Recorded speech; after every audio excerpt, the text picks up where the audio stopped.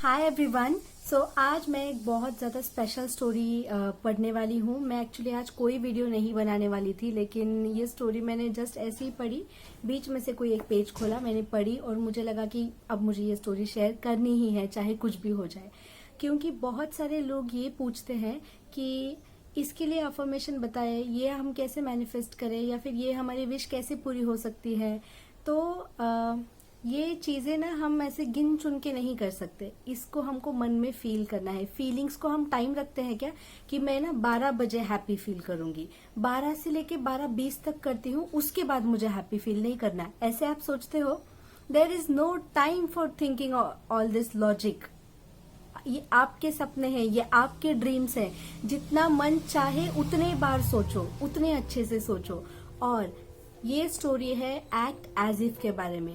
Act as if ये एक technique बना के लोग पेश करते हैं इसको। तो ये क्या है?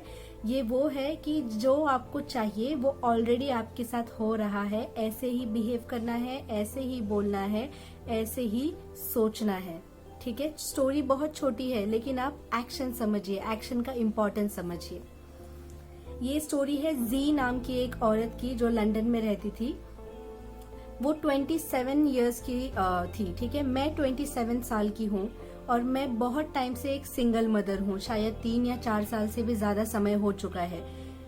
मैं बहुत ही ज्यादा लोनली थी, डेस्परेट थी, क्योंकि आप सबको पता है कि कोई ना कोई हमें प्यार करने वाला हमारे लाइफ में होना चाहिए। ये कितनी बड़ी बात होती है। अगर जो इंसान हमसे प्यार करता है वो हमारे लाइफ में ना हो तो लाइफ में कुछ इंटरेस्टिंग ही नहीं लगता। ठीक है, ऐसा लगता है जैसे बारिश हो रही है पर मिट्टी की खुशबू ही नहीं आ रही। बड़ा वियर्ड सा, राइट? सेम ऐसे ही फील होता है लोगों को when they don't have their love. So ये भी 27 साल की हैं, अकेली रह रही हैं, अपने बच्चे को अकेले संभाल रही हैं, और उनके पास प्यार भरी बातें करने के लिए, फीलिंग शेयर करने के लिए, सपोर्ट करने के लिए, अंडरस्टैंड करने के लिए कोई भी नहीं है।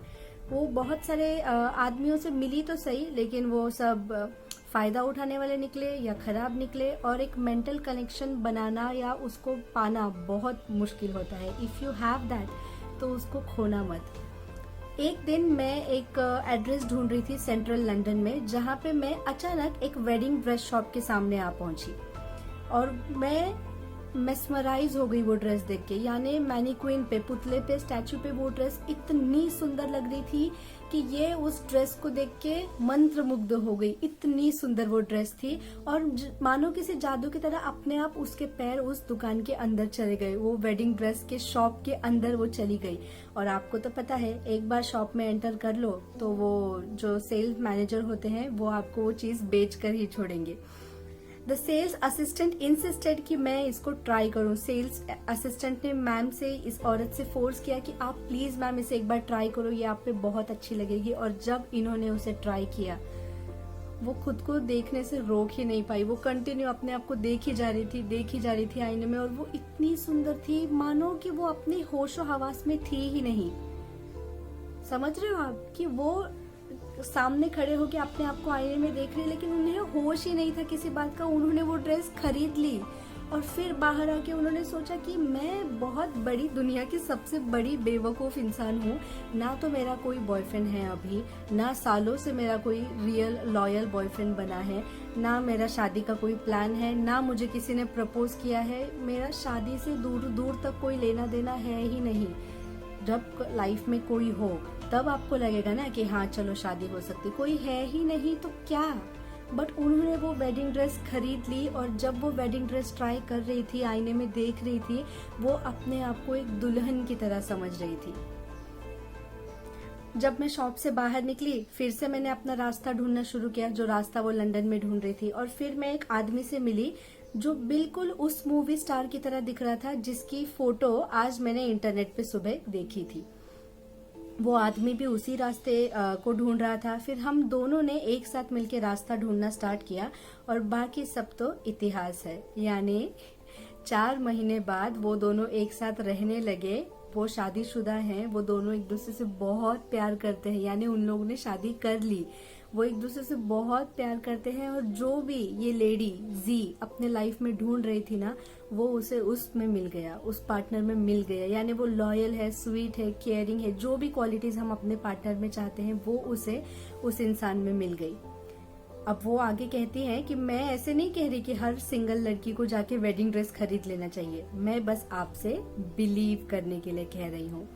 अब इसके बाद वाला पार्ट बहुत इंटरेस्टिंग है कि जब जी ने वो ड्रेस खरीदा, वेडिंग ड्रेस खरीदा, जब वो उसे पहन रही थी, जब वो आईने में देख के खुश हो रही थी, उन्होंने ऐसे एक्ट किया जैसे उनकी शादी हो रही है, अब उनकी शादी होने वाली है। उन्होंने लॉजिक नहीं लगाया पहले, जब वो ड्रेस ले रही थी ना उस समय उन्होंने लॉजिक नहीं सोचा कि मैं ये क्यों लूं, क्योंकि वो इतनी खो गई थी अपने आप को दुल्हन की तरह देखने में, हर एक चीज देखने में, कि उन्होंने ऐसे सोच लिया, यूनिवर्स में ऐसे सिग्नल भेज दिया कि मेरी शादी होने वाली है, अननोइंगली भेज दिया। ठीक है, क्योंकि आप मानो या ना मानो, आप सोचो जानबूझकर या ना सोचो, यूनिवर्स तो हमेशा काम करता ही जा रहा है।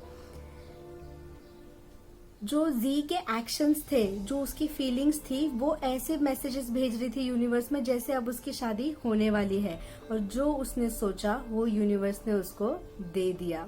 उसको शादी के लिए एक परफेक्ट पार्टनर मिल गया, जो वो इतने साल से नहीं ढूंढ पाई, वो उसे अचानक मिल गया। क्यों? क्योंकि वो बहुत हाई वाइब्रेशन पे थी और वो कम्प्लीटली फील कर रही थी कि उसे क्या चाहिए। आप क्या कर सकते हो एक्ट एज इफ, ये टेक्निक करने के लिए आप क्या क्या कर सकते हो अपने लाइफ में? बहुत सुंदर एग्जाम्पल दिया है जिससे आपके बाकी डाउट्स भी सॉल्व हो जाएंगे। जब भी आपको पार्टनर से रिलेटेड एग्जाम्पल है कि फॉर एग्जाम्पल आप चाहते हो आपका पार्टनर वापस आ जाए या आपकी शादी हो जाए या कुछ भी हो, तो आप ऐसे बिहेव करना स्टार्ट करो जैसे वो ऑलरेडी हो चुका है, राइट? अब ऑलरेडी हो चुका है तो आप क्या क्या एक्शंस ले सकते हो इसके लिए? आप आपके जो कबर्ड है, आपका जो अलमारी है, उसमें उनके कपड़ों के लिए, आपके पार्टनर के कपड़ों के लिए जगह बना सकते हो। जब आप खाना लगा रहे हो तो आप एक के बदले 2 प्लेट लगा सकते हो, थोड़ा ज्यादा खाना बना सकते हो।